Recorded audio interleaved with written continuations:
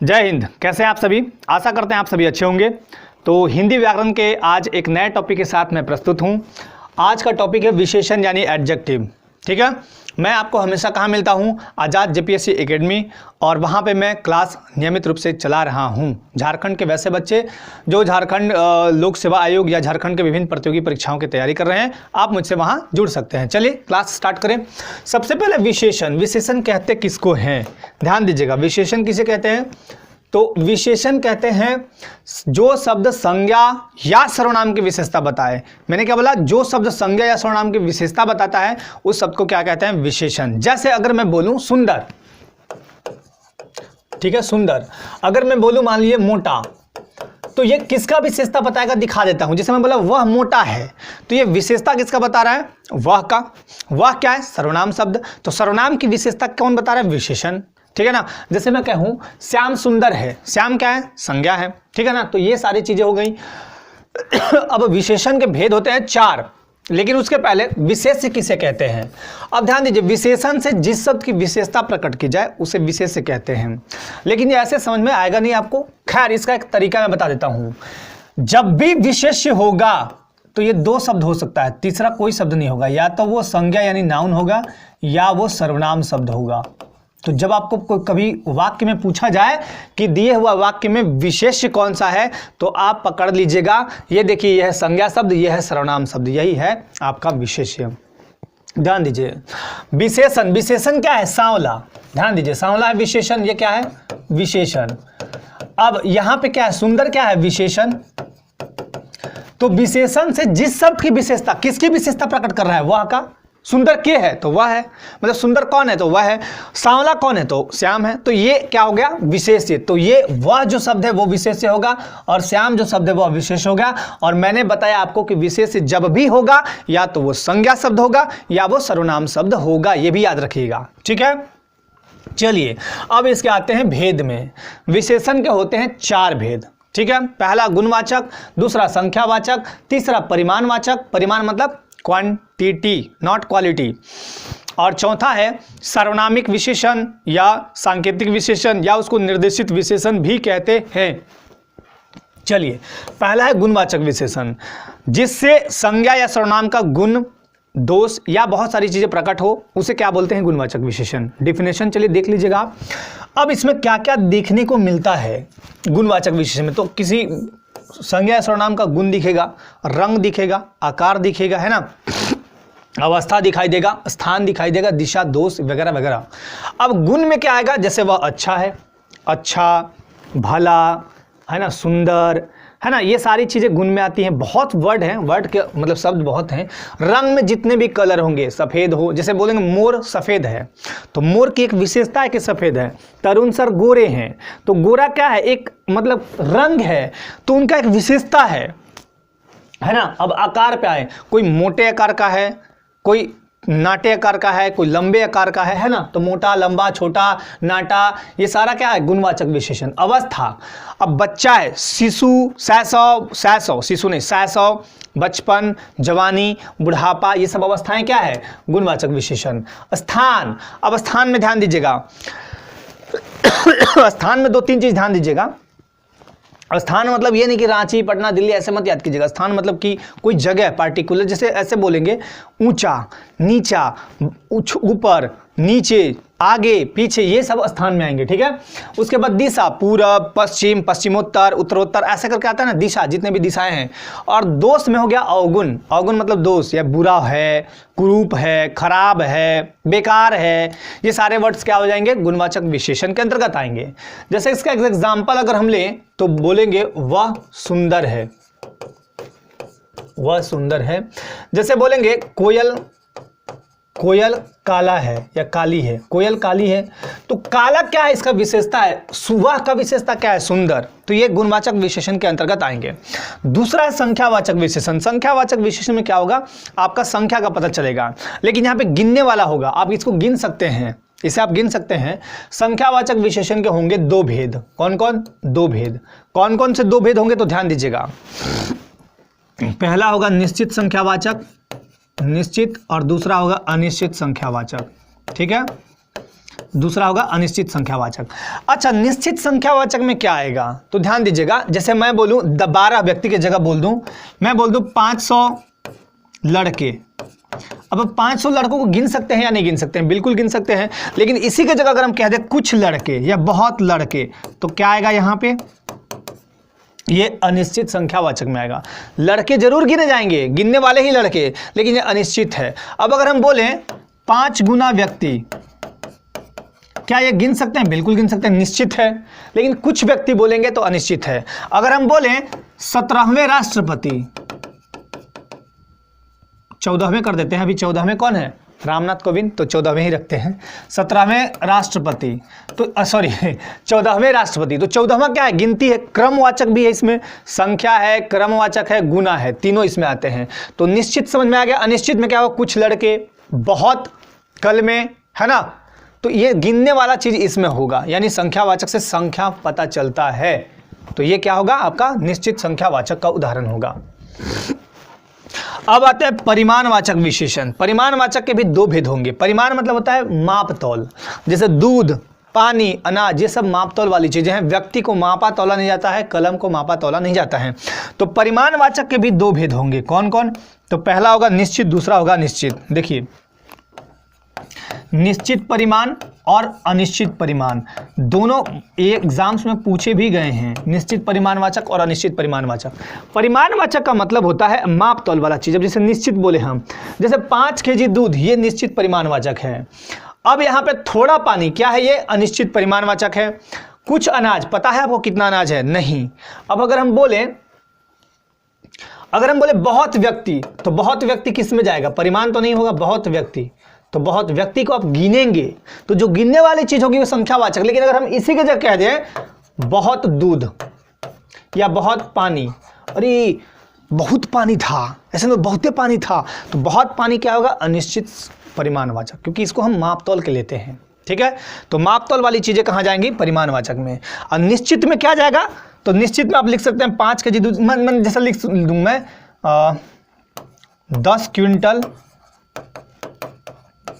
10 quintal धान। ठीक है, अगर हम बोल दें कि 17 लीटर पेट्रोल या 200 ग्राम पेट्रोल, तो भी वो निश्चित है। अनिश्चित क्या है, कुछ पेट्रोल, थोड़ा पानी, कुछ सब्जियां, तो ये क्या है, सब्जी क्या है, मापतौल के लेते हैं। तो ये सारी चीजें क्या होंगी आपका अनिश्चित संख्यावाचक में, अनिश्चित परिमाणवाचक में होंगी। अगला है आपका चौथा सार्वनामिक या सांकेतिक विशेषण। ध्यान दीजिएगा, सार्वनामिक या सांकेतिक विशेषण होते क्या हैं। अगर मैं ये कहूं सार्वनामिक या सांकेतिक विशेषण में, ध्यान दीजिएगा, इसको पकड़ने का मैं तरीका बताता हूं। डिफिनेशन तो मैं आपको लिखवा दूंगा, अभी डिफिनेशन तो मैं बोलूंगा, आप नोट कर लीजिएगा। डिफिनेशन कोई बहुत बड़ी चीज़ नहीं होती है, डिफिनेशन आप कहीं बुक खोलिएगा मिल जाएगा, लेकिन ये मेन आपको समझना है। मेरा काम यहाँ है बुक को नहीं रटवाना, ये याद रखिएगा। मेरा काम है आपके दिमाग में डाल देना कि विशेषण किसे कहते हैं। आपको कोई चीज़ बोला जाएगा, विशेषण समझ में आ जाएगा।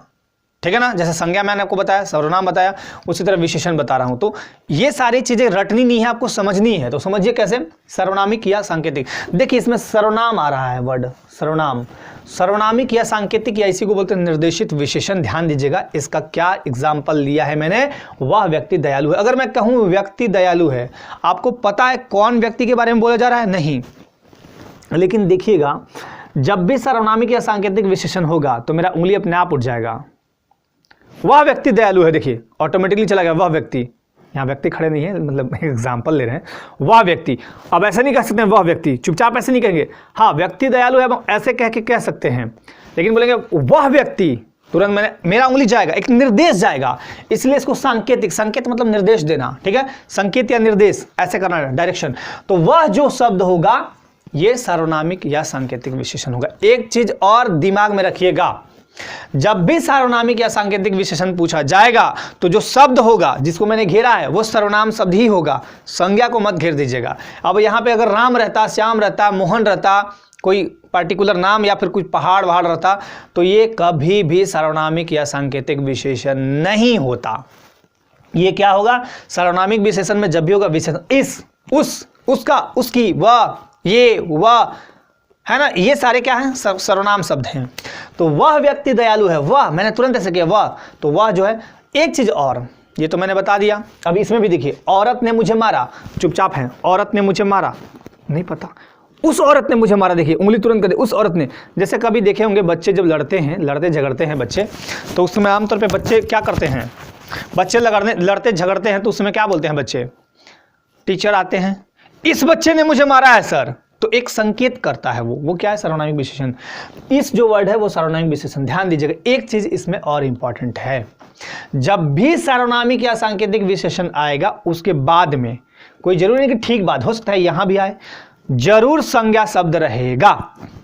और व्यक्ति क्या है, संज्ञा है, औरत क्या है, संज्ञा है। आपको आज जितने भी इस वीडियो को देखेंगे कमेंट जरूर करेंगे कि ये कौन से संज्ञा का उदाहरण है। दोनों, व्यक्ति कौन सा संज्ञा है, पहला क्वेश्चन ये, दूसरा औरत कौन सा संज्ञा है। संज्ञा के 5 भेद, उस 5 भेद में से कौन से भेद में आता है, ये आपको बताने हैं।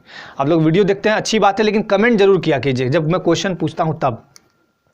तो ये 4 भेद आपको समझ में आ गए, विशेषण क्या है, विशेष्य क्या है, और ये 4 भेद मुख्य रूप से थे, चारों मैंने बता दिए। ठीक है, अब आते हैं प्रविशेषण। प्रविशेषण को बोलते हैं एडजेक्टिव ऑफ एडजेक्टिव, माने एडजेक्टिवों का एडजेक्टिव है वो, विशेषण की विशेषता बताएगा वो, उसको बोलते हैं प्रविशेषण। जो शब्द विशेषण की विशेषता बताते हैं, जैसे मान लीजिए यहां तो ये क्रिया वाला मैंने लिया है, इसमें देखिए मजबूत क्या है, मजबूत हो गया, कमजोर हो गया, ये विशेषण है, गुणवाचक विशेषण है। ठीक है,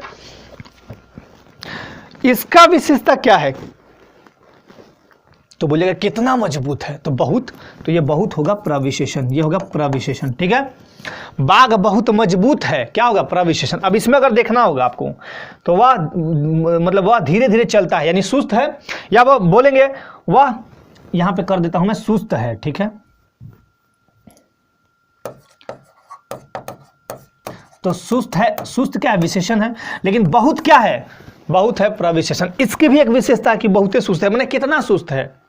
नहीं बोलते हैं तेज, बोलते पढ़ने में तेज है, तो वहां भी तेज के कई प्रकार होते हैं, कितना तेज है, ज्यादा तेज है कि नॉर्मल है कि कम है, ये विशेषण हुआ। आप खुद आप लोग बोलते हैं, आप लोग बोलते होंगे कई बार कि कितना तेज है, ज्यादा, नॉर्मल या कम। तो यहां भी है कि आप प्रविशेषण को पकड़ना है तो चुपचाप वही फंडा लगाइए, मजबूत है, कितना मजबूत है, बहुत मजबूत है, बहुत जो वर्ड है वो प्रविशेषण। कम, प्रविशेषण, जैसे बोलेंगे बाघ कम मजबूत है, तो वो भी प्रविशेषण हुआ। ठीक है, यानी विशेषण की कोई ना कोई विशेषता। अब एक चीज और ध्यान दीजिएगा, विशेषण की विशेषता वर्ड जो मैंने यूज किया, विशेषता, विशेषता का मतलब ये नहीं खाली अच्छा क्वालिटी, बैड से बैड क्वालिटी भी। जैसे बोलेंगे ना कि वह कुरूप है, तो कुरूप भी उसका एक क्वालिटी है, उसके आधार पे ही वो जाना गया। जैसे ओसामा बिन लादेन आतंकवादी है, वो खराब चीज काम किया, लेकिन उसके आधार पे दुनिया में जाना गया। और अगर हम ले स्वामी विवेकानंद, बहुत अच्छा काम किए, उसके आधार पे जाने गए। तो मतलब व्यक्ति के अंदर जो भी क्वालिटी है, गुण हो या दोष हो, उससे मतलब नहीं है, सारे विशेषण है। क्लियर। अगर कोई मान लीजिए बदमाश है, मारपीट करता है, बदमाशी करता है, तो बदमाश जो है, बदमाश जो शब्द है वो क्या है, विशेषण है। अच्छा क्या है, विशेषण है। तो विशेषण ये सारी चीजें हैं, और प्रविशेषण ये होते हैं। तो विशेषण समझा दिए। अगर आपको डिफिनेशन लिखना है तो चलिए लिखिए, डिफिनेशन मैं लिखवा देता हूं। पहला है आपका गुणवाचक विशेषण, लिख लीजिए आप। जिन विशेषण शब्दों से संज्ञा या सर्वनाम शब्दों के गुण दोष का बोध हो, गुणवाचक विशेषण कहलाते हैं। एग्जाम्पल के तौर पे आप लिख सकते हैं अच्छा, बुरा, है ना, सुंदर, ये सारे एग्जाम्पल तो ऑलरेडी मैंने दिए हुए हैं। चलिए दूसरा लिखिए संख्यावाचक विशेषण। जिन विशेषण शब्दों से संख्या का बोध हो उसे संख्यावाचक विशेषण कहते हैं। जैसे 5 लड़के, 500 व्यक्ति, है ना, कुछ लड़के, ये संख्यावाचक विशेषण के 2 भेद, निश्चित और अनिश्चित, मैंने लिखवा दिया है, वो लिख लीजिएगा आप। तीसरा लिखिए परिमाणवाचक, लिखिएगा। जिन विशेषण शब्दों से किसी वस्तु की मात्रा अथवा मापतौल का ज्ञान हो, उसे परिमाणवाचक विशेषण कहते हैं। जैसे 10 क्विंटल धान, जैसे लिखे 10 क्विंटल धान, थोड़ा पानी, कुछ अनाज, इत्यादि। अच्छा, एक वर्ड आपको बता देते हैं, पहले डिफिनेशन लिख लीजिए, उसके बाद अभी मैं याद कराइएगा, आप याद कर लीजिएगा आदि और इत्यादि में क्या फ़र्क है, ये आपको बता दूंगा मैं भी, ठीक है। चलिए आगे लिखिएगा, चौथा नंबर, सार्वनामिक विशेषण या संकेतवाचक विशेषण। लिखिएगा, जो सर्वनाम शब्द विशेषण की भांति प्रयुक्त हो, उसे सार्वनामिक विशेषण कहते हैं। जैसे लिख लीजिए, वह बहुत नहीं, जैसे लिख लीजिए, वह व्यक्ति दयालु है। फिर लिखिएगा, उसने मुझे मारा। तो इसमें वह और उसने, ये क्या हो गया, सार्वनामिक विशेषण। चलिए, तो विशेषण के परिभाषा लिख ली। परिभाषा कोई बहुत बड़ी चीज़ होती भी नहीं है, आप कहीं से भी लिख सकते हैं। मेनली ये बेसिकली समझना है आदि और इत्यादि में क्या फ़र्क है। जैसे मुझे लिखना है 5 व्यक्ति का नाम, जैसे मान लीजिए लिखे हम मदन, 5 व्यक्ति है ये उसमें, उस ग्रुप में। जैसे मान लीजिए ब्रिक्स में 5 कंट्री हैं, ब्रिक्स में 5 कंट्री है ना, तो चलिए लिखते हैं ब्रिक्स, ब्राज़ील, अब हम ब्रिक्स की बात कर रहे हैं, ब्राज़ील, रूस, भारत, आदि। यहाँ पे आदि मैंने किया, इसका मतलब होता है, आदि का मतलब कि 1, 2 या 3 होंगे ज़्यादा से ज़्यादा, बस बात खत्म वहीं पे। लेकिन अगर मैं कहूँ इत्यादि का यूज कहाँ करते हैं, तो ध्यान दीजिएगा, इत्यादि का यूज वहाँ करेंगे, जैसे मुझे बोलना है कि गुणवाचक विशेषण के एग्जाम्पल लिखिए। आप लिखिए सुंदर, कुरूप, अच्छा, बुरा, इत्यादि वहाँ पे करेंगे, क्योंकि बहुत सारे शब्द उसके बाद आएंगे। तो आदि और इत्यादि में है ये फर्क, ठीक है। तो विशेषण के क्लास में आज बस इतना ही। अब मैं विशेषण का एक और बनाऊंगा वीडियो, उस वीडियो में आप देखेंगे विशेषण की अवस्थाएं और विशेषण से संबंधित महत्वपूर्ण बातें। बहुत सारी विशेषण से महत्वपूर्ण बातें हैं और बहुत सारे इंपॉर्टेंट फैक्ट हैं, वो उसमें बताऊंगा और कुछ क्वेश्चन भी आपको दूंगा, वो आप बैठ के खुद घर पे सॉल्व कीजिएगा, ठीक है। तो आज के लिए बस इतना ही। स्वस्थ रहें, मस्त रहें, व्यस्त रहें। जय हिंद।